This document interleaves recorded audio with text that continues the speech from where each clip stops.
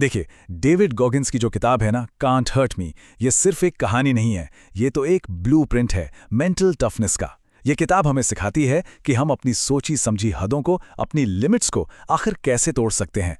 तो चलिए शुरू करते हैं इस सफर को। सोचिए इस बात पर।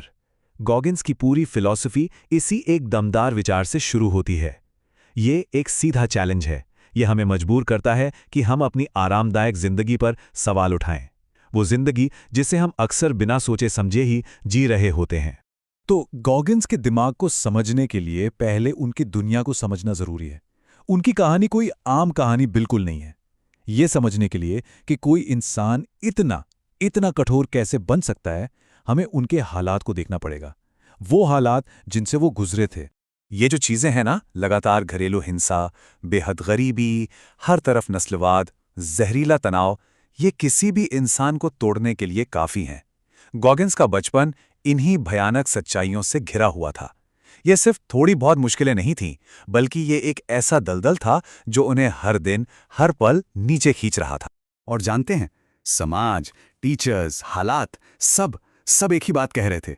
इस लड़के का कुछ नहीं हो सकता। ये सिर्फ किसी की राय नहीं थी, ये तो उनके भविष्य की भविष्यवाणी थी। और वो भविष्य बहुत अंधेरे में लग रहा था। और ये सब ना सिर्फ कहीं सुनी बातें नहीं है। ये देखिए, ये उनकी स्कूल की मार्कशीट है। और नंबर्स कभी झूठ नहीं बोलते। 1.4 जीपीए। सोच सकते हैं, ये साफ दिखाता है कि उस जहरीले तनाव और मुश्किल हालात का असर उनकी पढ़ाई पर कितना कितना गहरा था। वो बस किसी तरह जिंदा रहने की कोशिश कर रहे थे। गॉगिन्स के अपने शब्द इस बेबसी को सबसे बेहतर तरीके से बताते हैं। ये वो निराशा, वो होपलेसनेस थी जिसके साथ वो हर दिन जीते थे। लेकिन कहानी यहां खत्म नहीं होती। असल में ये तो बस शुरुआत थी।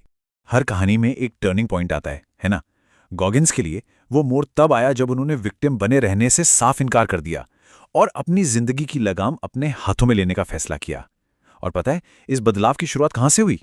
एक शीशे के सामने से। एक रात वो खुद को शीशे में देख रहे थे और उन्होंने कड़वे सच का सामना किया। तुम्हें बचाने कोई नहीं आ रहा है, ये सब तुम पर ही निर्भर है। बस यही एहसास, यही रियलाइजेशन उनके उस जबरदस्त ट्रांसफॉर्मेशन की चिंगारी बना। और यहीं से शुरुआत हुई रैडिकल सेल्फ अकाउंटेबिलिटी की। और ये सिर्फ एक सोच नहीं थी, अचानक आया ख्याल नहीं था, ये एक पूरा मेथड बन गया। गॉगिन्स ने क्या किया? उन्होंने अपनी सारी कमजोरियों और अपने गोल्स को पोस्ट-इट नोट्स पर लिखा और उन्हें सीधा शीशे पर चिपका दिया।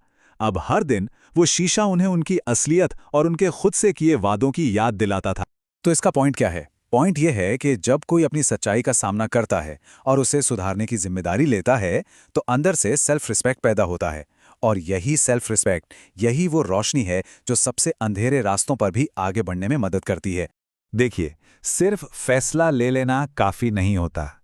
गॉगिन्स ने उस डिसीजन को सच्चाई में बदलने के लिए कुछ बहुत ही पावरफुल मेंटल टूल्स डेवलप किए और यही टूल्स उनके उस ट्रांसफॉर्मेशन की नींव बने।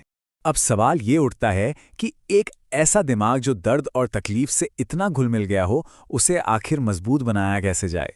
गॉगिन्स ने इसका जवाब दो बहुत ही इंटरेस्टिंग कॉन्सेप्ट्स में ढूंढा। पहला कॉन्सेप्ट है कैलसिंग द माइंड, यानी मन को कठोर बनाना। जैसे वजन उठाने से हाथों पर गट्ठे पड़ जाते हैं ना, और वो सख्त हो जाते हैं। बिल्कुल वैसे ही जानबूझकर मुश्किल और अनकंफर्टेबल काम करने से हमारा दिमाग भी दर्द और चैलेंजेस के लिए कठोर हो जाता है। एक तरह से दर्द दिमाग के लिए जिम बन जाता है। और दूसरा टूल है द कुकी जार।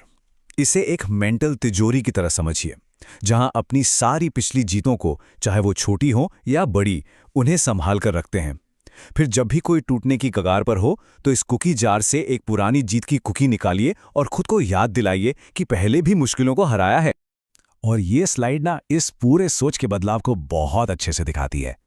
एक तरफ है विक्टिम की मेंटालिटी, जो कहती है मैं अपने पास्ट की वजह से नहीं कर सकता, और दूसरी तरफ है गॉगिन्स की मेंटालिटी, जो कहती है मैं अपने पास्ट की वजह से ही कर सकता हूं। देखा, उन्होंने अपने दर्द को अपनी सबसे बड़ी ताकत, अपने फ्यूल में बदल दिया। तो इन सब बातों का सार क्या है? गॉगिन्स का आखिरी मैसेज क्या है? ये सिर्फ उनकी कहानी नहीं है, बल्कि एक सवाल है जो वो हम सबके सामने रखते हैं। ये हमारी अपनी कैपेबिलिटीज के बारे में है।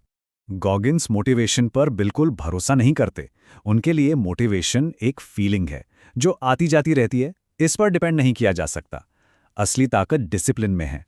वो काम करना जो जरूरी है, भले ही मन करे या ना करे, वही असली चीज है।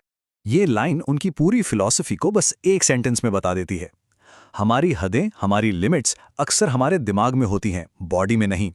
जब दिमाग कहता है ना बस अब नहीं हो सकता, तब भी शरीर में बहुत जान बाकी होती है। और आखिर में गॉगिन्स हमें इस सच्चाई का सामना करने का चैलेंज देते हैं कि सबसे बड़ी जेल वो होती है जो हम अपने दिमाग में खुद बना लेते हैं। हम अक्सर उन्हीं हदों में बंधे रहते हैं जिन्हें हम खुद अपने लिए सच मान लेते हैं। और वो हमें इस एक सवाल के साथ छोड़ जाते हैं, व्हाट इफ? क्या होगा अगर?